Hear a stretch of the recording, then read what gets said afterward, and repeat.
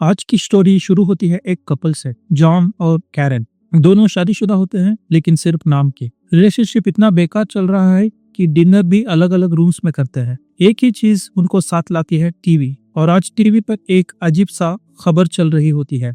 एक strange virus दुनिया भर में फटाफट स्प्रेड हो रहा है। जॉन तुरंत बोल पड़ता है, ये सब फार्मा कंपनीज का नाटक है, इन्हीं की वजह से लोग बीमार पड़ रहे हैं। कैरन को उसकी बातें टोटली बकवास लगती है, वो इग्नोर कर देती है। गुस्सा होकर जॉन रूम से निकल जाता है। कैरन को याद आता है कि उससे एक इम्पोर्टेंट बात करनी थी, पर वो डिसाइड करती है कि सुबह बात करेगी। सुबह जॉन उठकर फ्रेश होने जाता है और बाथरूम में एक बड़ा सा होल देखकर शांत से परेशान हो जाता है। ये क्या हो रहा है? वो बिना सोचे समझे अपार्टमेंट से बाहर भाग जाता है। कैरन पीछे से चिल्लाते रह जाती है, I needed to talk to you. जैसे ही जॉन बिल्डिंग के नीचे पहुंचता है, उसे पता चलता है कि रात को एक प्लेन उनके बिल्डिंग से टकरा गया था। पड़ोस के सारे फ्लैट्स जल गए, लेकिन उनका फ्लैट बचा हुआ है।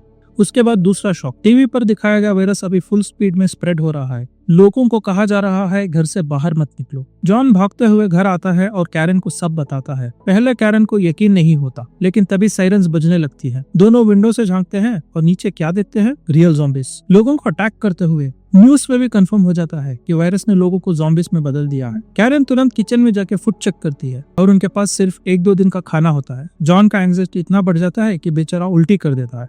कैरन उसे संभालती है, डरने से कुछ नहीं होगा, पड़ोसी घरों में जाके कुछ सामान ले आते हैं, अब ये सर्वाइवल है, स्टीलिंग नहीं। जॉन हेसिटेंट होता है पर फाइनली जाता है और वापस आता है एक ट्रक भर फूड लेकर। कैरन का मुंह खुला का खुला रह जाता है। जॉन बताता है कि सामने वाला फ्लैट टोटली खाली था, दरवाजा भी खुला था। अब कैरन की बारी। कैरन थोड़ी टिमिड सी होती है, लेकिन जॉन को प्रूव करने के लिए फुल वॉरियर बन जाती है। हेलमेट पहन लिया, शूज और रिस्ट पे नाइफ स्टेप कर लिए, फुल जुगाड़ू निंजा मोड। वो भी एक बड़ा सा माल ले आती है। फिर दोनों मिलकर नेबर का बड़ा LCD टीवी भी उतार के अपने घर में लगा लेते हैं। न्यूज का लॉस्ट बुलेटिन आता है, घर में रहो, किसी से फिजिकल कांटेक्ट मत करो और रेस्क्यू के लिए विंडो पर एक बड़ा X मार्क बना दो। दोनों तुरंत अपने विंडो पर एक मोटा सा X बना देते हैं। हेलीकॉप्टर्स 2 बार इतने पास से जाते हैं, लेकिन उनको देखते ही नहीं। जॉन सैड हो जाता है, कैरन भी फ्रस्ट्रेट हो जाती है। सुबह जॉन उठकर देखता है कि कैरन ने घर में इतना सारा सामान भर दिया है कि चलने की भी जगह नहीं। Expensive clothes, jewellery, random useless सामान सब पड़ोसियों से उठाया हुआ। जॉन को चोरी पे ऑलरेडी प्रॉब्लम है। वो बोलता है पैंडेमिक के बाद सब वापस कर देंगे। टाइम बीतता है और बिल्डिंग में ज़ॉम्बीज की आवाजें सुनाई देने लगती है। दोनों डर जाते हैं। टूल्स, नाइफ, सीजर्स, हैमर्स, एक पूरा DIY वेपन स्टोर रेडी कर लेते हैं। जॉन कैरन को सिखाता है लाइटर प्लस स्प्रे से फायर गन बनाना। कैरन जॉन को सिखाते हैं कि सिंपल फ्लोर चाल आंखों में फेंको, बंदा टेम्पोररी ब्लाइंड हो जाता है। दोनों ट्रेनिंग प्लस कार्ड गेम्स में टाइम पास करते हैं। रेडियो से पता चलता है पैंडेमिक सिर्फ कुछ एरियाज में है, गवर्नमेंट वैक्सीन पे काम कर रही है। लाइट एंड वाटर सप्लाई काटने का प्लान नहीं और X मार्क वाले लोगों को रेस्क्यू किया जाएगा।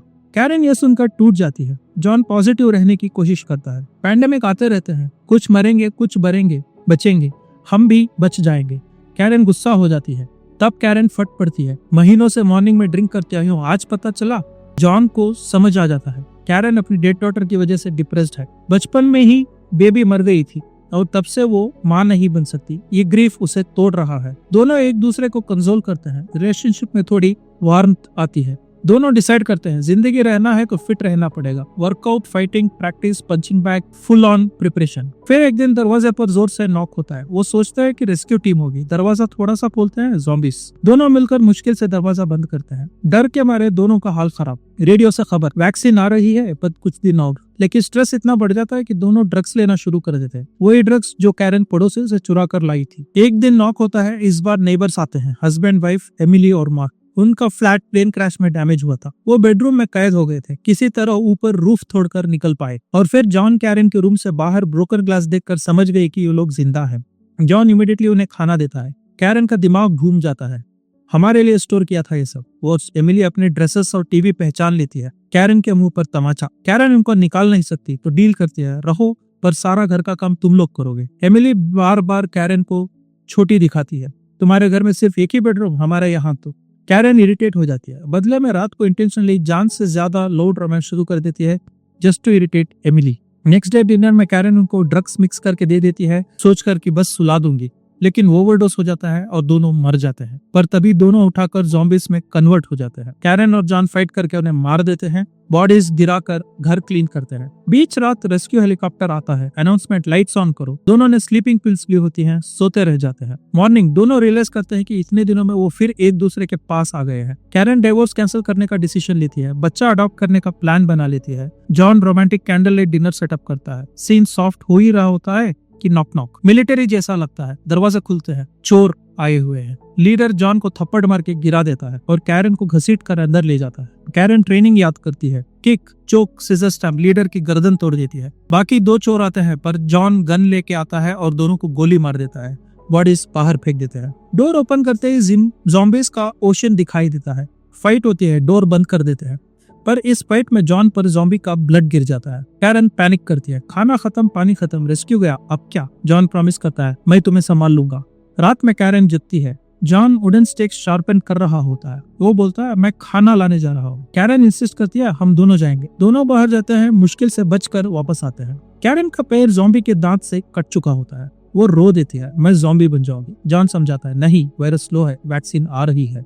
लेकिन कैरन में चेंजेस शुरू हो जाते हैं। स्लीप वॉकिंग करने लगती है, रेगुलर फूड उसको पसंद नहीं आता और भूख लगने लगती है बहुत ज्यादा। और जॉन अपना हाथ काटकर उसके लिए ग्लास में ब्लड भर कर लाता है। खून तुरंत पी जाती है कैरन। वो बोलती है, I don't want you to hurt yourself again. John का रिप्लाई, जब तक मैं हूँ तुम सेफ हो। रात भर साथ। सुबह जॉन उठता है, कैरन गई हुई होती है। बाथरूम में एक note, thanks for beautiful life, मैं बाहर जा रही हूँ, मैं तुम्हें और तकलीफ में नहीं देख सकती। जॉन नर्सरी में जाके देखता है कैरन ज़ॉम्बी बन चुकी है। उसने एक पेपर पे लिखा होता है, मेरे से प्यार करो या फिर मार दो।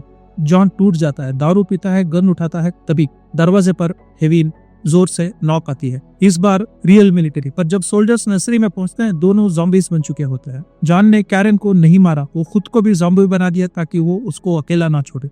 मिलिट्री का ऑर्डर होता है, जो भी इन्फेक्टेड है सबको मार दो, और वही होता है। दोनों को एक साथ मार दिया जाता है। Thanks for watching. और इतनी दूर तक देख चुके हो तो वीडियो को लाइक करो और चैनल को सब्सक्राइब करो, और हम ऐसे ही वीडियोस लाते रहेंगे। Thank you.